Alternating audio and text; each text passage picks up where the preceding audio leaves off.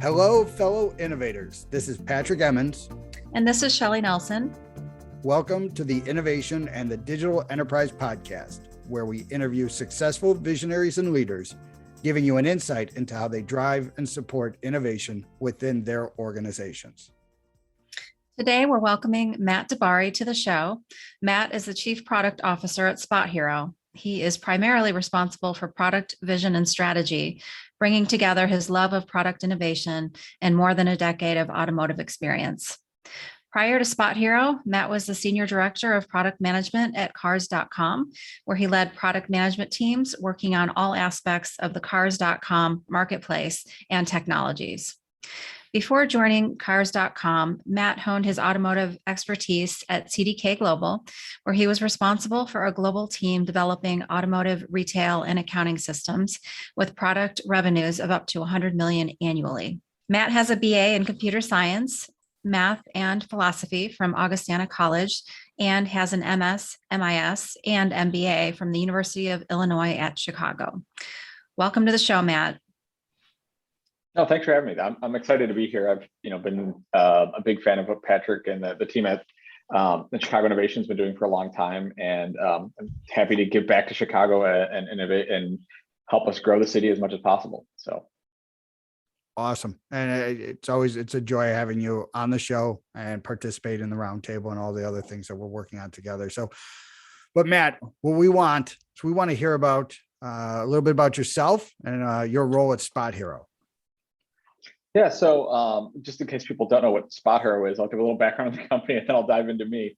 SpotHero is the leader of digital parking in North America. We're in 300 some odd cities across the US and Canada, with our main focus really being able to take the stress out of travel, right? So we make it easier to park, make it easier to drive so you can get to your destinations.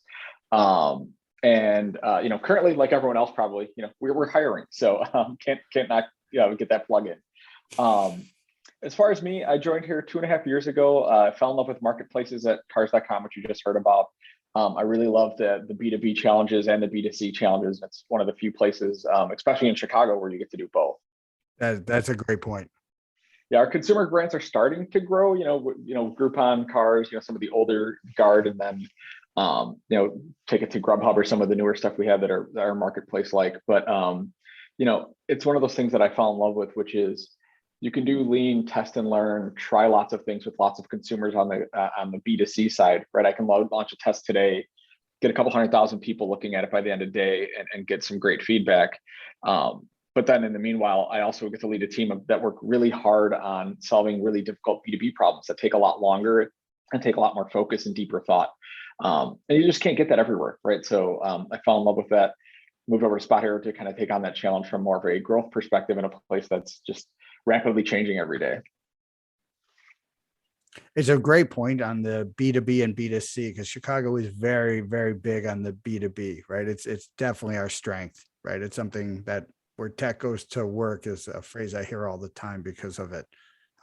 So in the B2B, B2C, and then there's the B2B to C, right? There's always that. That's always a very popular statement here in Chicago. But where you're at with your application and your market, obviously you're very big here in Chicago, very big around the country, as well as I know you have some things going on in Canada as well. What are some of the interesting trends that you're seeing in regards to commuters and like, as you phrased, making travel more pleasurable, easier?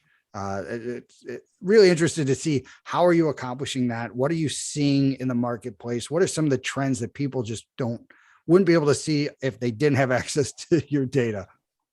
Yeah, I mean, it's one thing that I do love about us is because we're involved in airport parking and event parking and daily commuters or people going out for the weekend, you name it, right? If people are moving around, we have to know what's happening. So we subscribe to a lot of data sources. We pull in data from a lot of places. And then obviously we just have our own universe of users.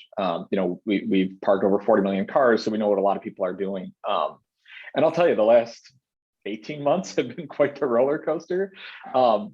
as far as people moving around, right? With COVID, just the wildness that we've seen in the data. But yeah, I mean, what the nice thing is people are moving, right? Events are happening. Events are selling out left and right. We're seeing that across the board. Even when like Wrigley Field was open at 25% capacity, we were year over 2019, right? Take 2020 out. We were year over year up at Wrigley Field. And part of that, I think there's still a lot of hesitation. We have some good data on this of people that are afraid of public transit. People are still hesitant to get on a train and sit next to someone or sit one seat away from someone. And I think the bigger thing that we've seen, because we send out a pulse survey to all of our users every 6 months and find out, or every 6 weeks to see how they're moving around. People have a lot more flexibility now, whether it's work from home or flexible work hours. And the train schedule just doesn't match that. And I don't know if it ever will, right? The train was built around kind of that 9 to 5 commute. So we're seeing a lot of people that are just saying like, hey, I'm getting used to having breakfast with the kids, or I'm home for soccer practice, or you name it. Home for dinner. I mean, yeah, just home for dinner, right? Like, or they're just not really wanting to, the traffic isn't what it used to be. Now traffic is back, but it's back for really small peaks. So if people kind of spread around, hey, I can work 7 to 3 instead of 9 to 5, right? People are shifting around those hours. We're seeing all that in the data, and we're seeing that people are definitely coming back. What's interesting though is even with lower capacity, so we talked to like a CBRE or some of the businesses that own and manage buildings, occupancies are still not all the way back as far as people in the offices every day. But we're definitely seeing that people are coming back, and when they do, they're preferring to drive, which has been interesting. Now the green person to me, right, the person that loves the environment, gets a little nervous about that because a lot of cars on the road. But we actually did a really cool study with DePaul a couple of years ago where we proved that by using SpotHero, you stop circling, you stop looking for parking, you find parking faster, and you're actually reducing emissions. So like, I feel like even though people are driving, we're helping reduce that. So I feel at least okay with it, which is helpful. That's a great point. And I'm a longtime customer. Every time I head into the city, it's Waze and then SpotHero are my 2 moves, and then maybe Audible. A good book on tape helps you get through the stress of the commute. It does. It definitely does. You combine those 3, right? You get the stress out of the commute from the book. It distracts you. Waze gets you there faster, and we help you navigate the last quarter mile and take that last little bit of stress out. That's not a bad way to go. Beats the train for sure. Now, you mentioned previously before, like it's been a roller coaster over the last 18 months. And I think, we rolled the tape back to March, and like that Thursday, I just remember the Thursday of like, we went from like 9 a.m. you can work from home tomorrow to you're all working from home tomorrow was like 4 p.m. Right. So it all happened within like 8 hours. And yes, it's been 18 months since that day, really. You talked about how that impacted SpotHero and the organization. Tell us that story, because I really think that's an awesome story. Yeah, I mean, I remember that date because we were actually on vacation, and we were local vacation. It was a driving vacation because we knew things were a little hairy, and things started closing. I remember the NBA game, and Gobert, I think the Jazz got pulled off the floor, and it was like, oh, this is real. So we kind of, the exec team scrambled, got on the phone. And overnight, we saw a 45% reduction in revenue, just overnight, right? From Thursday to Friday. It was like, well, that's unusual. Friday's usually a good day for us. And instead it was because of what you said, right? People instantly were closing offices and stopping moving. And even if you look at like some of the old Apple mobility data, you saw, right, a pretty quick drop. So yeah, it was pretty instant for us. And over the balance of March, I think we ended up ending the month or going into April, down 90%. When you think about we're a mobility company, right? We rely on people going to sporting events, flying, driving to work, going out to dinner and drinks with their friends. That's a scary time, right? You don't normally get a pause in your business where you have a 6 to 8 week runway of, down 90% and kind of a chance to pause and rethink things. And that's really what we did. I mean, I give a bunch of credit to the rest of the exec team here, all the employees here, because we took that in stride and we really pivoted quickly. We went and looked and dove into the data, started talking to customers, started talking to a bunch of other businesses, right? Reevaluated what was happening in the world and what our position was going to be in that. And what we try to do as much of that as possible is during that is not look at our feet, right? And not woe is me. We started looking out, okay, this is going to end, whether it's 14 days to flatten the curve, 4 months till the end of wave one, 9 months till the end of wave two. And whatever those lights at the end of the tunnels were, we kept picking those out and trying to build for those and trying to plan for those. And like we didn't really slash and burn a lot in the R&D side. We actually kept our entire labs team together because we said there is an end to this tunnel and we want to be able to be there. Did we pivot some of their work? For sure, right? For the people that were still going to work, the essential workers, A, thank you. B, we put a big touchless button in the thing. So if you wanted to park somewhere where you didn't have to interact with another human being or touch a shared machine, you could, and we'd highlight those spots and move you in. So like we made some strategic pivots in the product roadmap, but we also didn't stop the work we were doing. We tried to stay focused on where we needed to be. That's actually when we started our expansion into Canada. Now, obviously they stayed locked down a little longer than us, but actually allowed us to really grow and set the foundation for Canada to take off like it is now that we're kind of through the lockdowns there. But yeah, the one thing we made sure not to do, which I had to imagine was tough for so many companies, was not get trapped in the looking at the balance sheet every day and making balance driven decisions as opposed to balance sheet driven decisions, as opposed to looking out and saying, at some point this is over and we want to be there. We need to be there for people when it's over. And how do we do that? I love it. You guys were not victims in this, right? You just kept being innovative and creative, and that takes a really strong team, I would imagine. Yeah, it took a strong team. It took a lot of phone calls and a lot of time on, couldn't get face to face, right? So a lot of phone calls and a lot of just, scenario planning. I can't count the amount of reforecasts and kind of recost exercises and the amount of, the things we cut out, right? The engineers going in and reducing hosting costs because we didn't have the same traffic levels and all of the work that went into, hey, if we can cut some money here, how many more engineers can we keep? Or how many more product people can we keep thinking about the future? How many designers can we keep interviewing customers and keep kind of our pulse on things? So we had to make some tough trade-offs, but we're on the other side of it and we're doing awesome. So it definitely, it was the right trade-offs to make. But talking to a lot of the other mobility companies like we do, all of us were in that same boat where, you look at mobility, you look at restaurants, almost to a group of us, we went to zero overnight or not, down 90, down 85%, whatever it is. And you see how the restaurant companies pivoted to delivery and everything else. We didn't have a pivot, right? We had to just figure out how to make it through and then be there on the other side. It is the pivot versus persist, right? It's like, no, we got a winner. Can we bridge the gap, right? Can we make whatever that jump is? So, and as Shelli mentioned, that it's a good test of a leadership team, right? What do you think are some of the things that happened within that, like the forecasting calls and what made it possible for you guys to keep that heads up, right? Things are not going great. What are some of the things that you were doing to keep your folks motivated, to keep their heads up, to keep them moving? Yeah, I think one thing we did is we went completely transparent, right? We try to take as much of the fear, uncertainty, and doubt out of the org. So we have a dashboard that kind of just shows how we're pacing daily against our plan, against all of our financials. And we just opened up to the whole org. We just started sending an email every morning to the entire org. If you're worried about how we're doing, here's where we are. Here's what we plan for. We went to weekly AMAs, ask Mark, our CEO, anything. He was extremely transparent. All of us went to our org and just said, here's the situation we're in. And we just stayed as transparent as possible. And when we did any of the pivots that we did along the way, we were really open and honest with the team on what we're doing and why, and really explaining the decision-making. I think it's a testament to how over communicative we were and also how receptive our org was and our people were.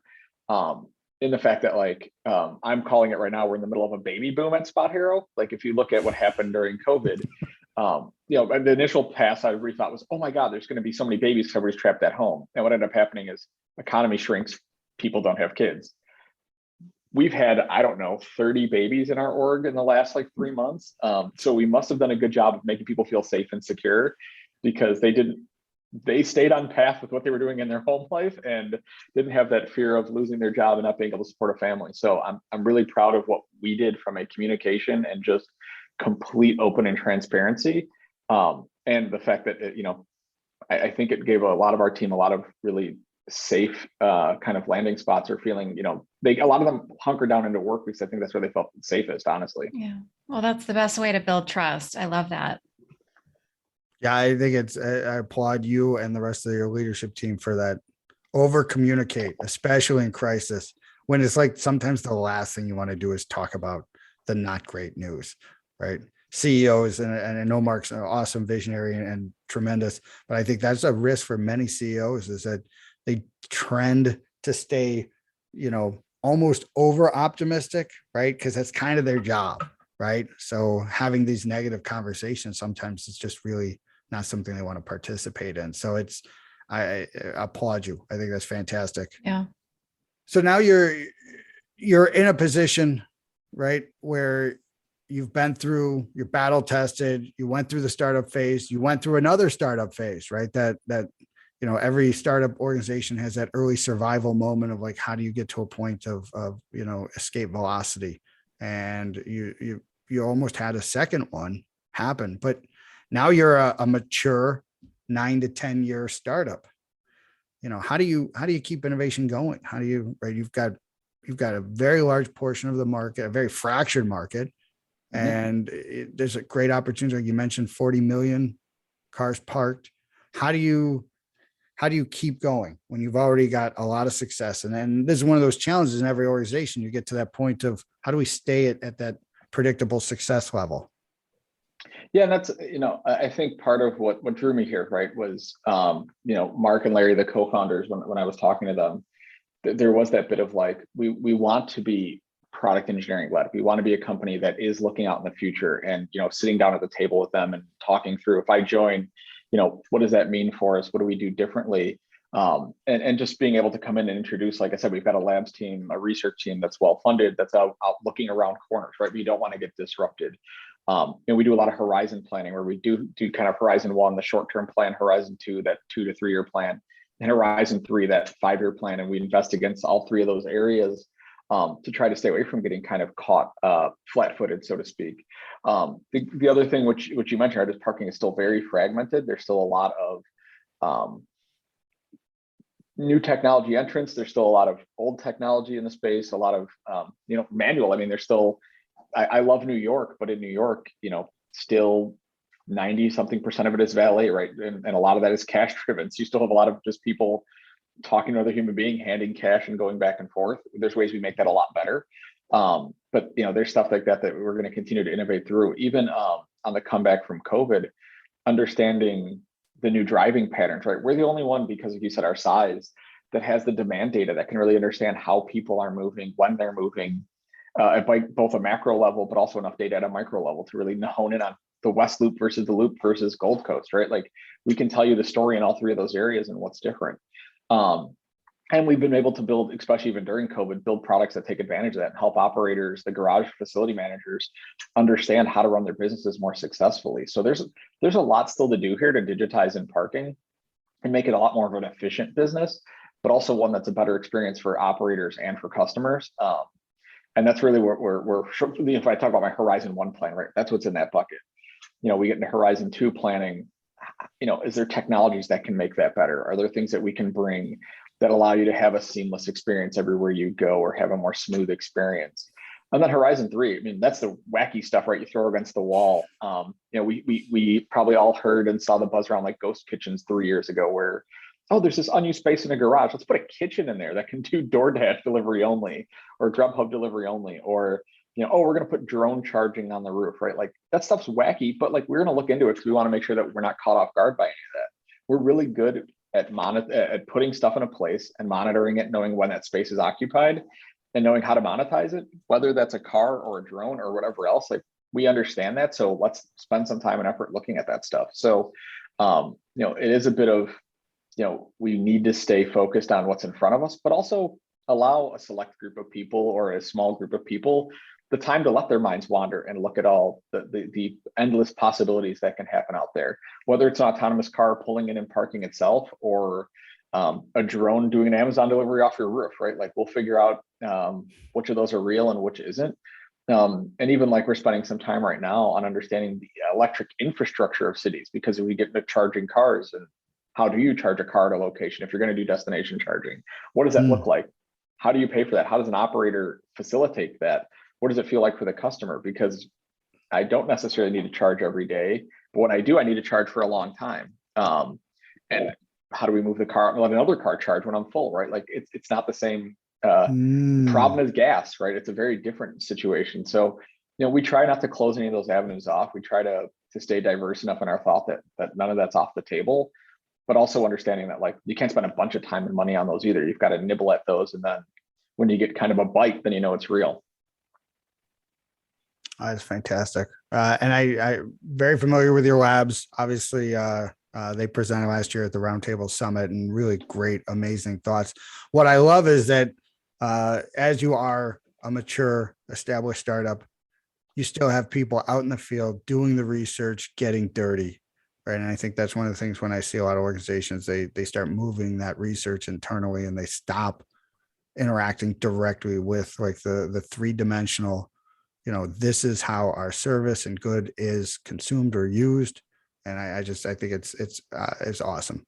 It's something that when I talk to people and they talk about how they need to do innovation, I bring up your labs organization and say, look, you got to make some budget for it. You got to like keep these people out of the money-making business, right? And just in the where are we making money next business, right? And I think that's unfortunately too often here in Chicago. Organizations, they've let those innovation muscles atrophy over the last 20, 30 years of, succeeding in their individual industry. So yeah, that's we're actually doing right now, because Chicago is different than New York, which is different than Seattle, which is different than San Francisco. Our design team is leading with our sales team, right? Getting in the garages.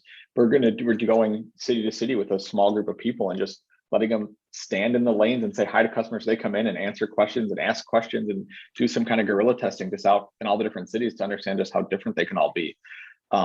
Which, you can't lose that. Like to your point, once you stop going out and talking to your customers, and in our case, right, our operators and our drivers, right, talking to both, you're lost, right? You start just trusting what's worked before, and you're on the inevitable shrinking path, right? You've got to keep looking for that next thing that grows you and allows you to expand and understand what's coming around the corner. Like I can't highlight that enough. You've got to be looking around that corner for the next thing. So as chief product officer, give us something. What is your best question to be, a troublemaker? Right? Like, what's the thing when you're talking to your team about keeping your eyes around the corner? There's some great questions I've heard, like your competitor builds a business. The best thing to defeat you next door. What is it they're doing? I love that question because it actually gets everybody to say the thing that's going to scare them the most of like, but then it scares them because now they know how much work they have to do to actually defeat themselves. Right. Sarah, what's your best question? Ooh. I know, putting you on the spot. I'm sorry. Take your time. No, yeah, that's fine. We've got time. I don't know if it's a question, but I really always push my team to react with wonder. And what I mean by that is when you see something happening, wonder why, and also don't be afraid to be wowed by something, right? So even if it's something you think is super simple, take it down a couple levels and understand really what's happening there, because you're going to be surprised at how complex a lot of things are. It's like being open to wonderment and being open to like just that curiosity and that exploration of ideas or what someone else is doing. Like you can see that everywhere you go, right? Drive in one day to work and just pay attention to everything that's happening as you're coming in. You're going to find 17 things that you didn't think about that you deal with every single day. And all of them are super complex, and take time to digest those and take time to kind of pull those apart. I think that's the key thing for anyone in a product role, whether you're a product designer or a product manager, is staying open to the whys of things and really that curiosity. I think that's the biggest thing I always push anyone that's trying to get into product or someone that's been in it for a long time when I mentor people, is don't lose that wonderment, right? Once you kind of get that callous of like, oh, I've been in this for a while, or oh, I know how everything works, or I know this industry really well, right? That's exactly when your competitor comes around and surprises you. It's because you've stopped staying curious. And that's the one thing that I hire for. That's one thing I push for. That's one thing that I always challenge my team on is what's something you didn't expect today, right? What's that thing that they're doing that is completely shocking to you, and it doesn't even have to be in your same industry. Like again, for mobility, we can look at something interesting Lyft did, or look at something interesting that Waze is doing, and just take time to digest it and try to understand what the problem was they were trying to solve. So I bet you we share the same problems. But that's the hard thing for people that are seasoned in product for a while, is getting those walls to come back down of like, oh, you don't know everything, right? There's a lot that you don't know, and let's keep reinforcing that there's a lot that you can learn every day. But yeah, I don't know if that's necessarily a question, but it's more of a mindset that I try to instill. No, I love that mindset, Matt. And I'm curious, do you have like innovation sessions with your team, or how do they share these ideas across the organization? Yes, I mean, we try to foster two things, right? One is inside of my team, like working sessions, especially because if you're in one lane or you're working on one problem, right, you can kind of get blind to the rest. So every other week, we kind of try to peel back the onion and get the team kind of sharing ideas or problems that they're running into, especially as we get into quarterly planning. Like that's always fun to kind of get the cross squads kind of challenging each other. But the other thing, we have like an open Slack channel that is just product ideas, because we know that product doesn't have all the ideas. We probably have not even half the ideas, probably not even a third of the ideas, right? The rest of the org that deals with customers or deals with operators on a day-to-day basis, they're going to hear a lot more of the pain points than we do. So we have an open Slack channel that actually creates a Jira ticket for all you people that are way in the details here. And we love fostering ideas from the org, right? We're not going to be the experts. That's one of the things, again, the humility that comes with the role, is understanding that great ideas are going to come from all over the org. And so we push as much of that as possible. So we kind of have a way that we do it inside the group, and then we have a way that org-wide people can just funnel stuff at us. And then a third thing we do that I forgot to mention is we also have discovery days. So our engineers are given a day after every single sprint to go in and kind of just pick apart a thing, right? Whether it's something like building in more accessibility into our app, or something that just want to learn on their, learn and teach each other about. But everybody gets a day at the end of every sprint, and then they share it with everyone else. So as an org, we try to foster all that cross learning as well. Also, when sprint ends, everyone showcases to the entire company. So like teams and everyone in the company get to ask questions, and it's interesting to see what people ask engineers about how they build stuff, because it's just a different way of thinking, and it can cause kind of a V1 to a V1.5 to a V2.0 just in an hour company-wide demo. That's great.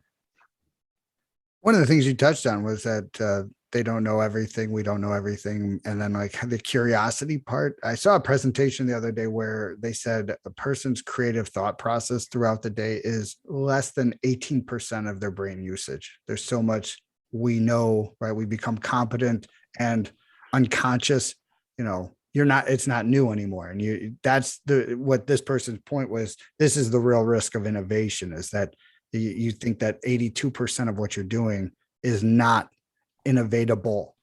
I don't know if that's a word. I'm going to use it there. It is now. It is now.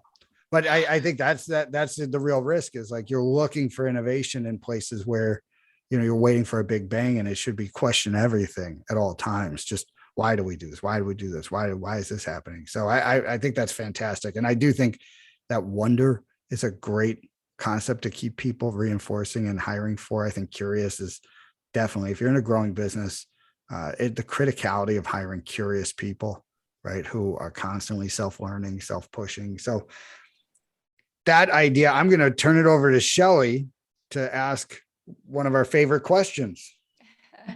We love finding out who has been your mentor, or who are your mentors that you've had during your success, during your failures, anything that you could share with us.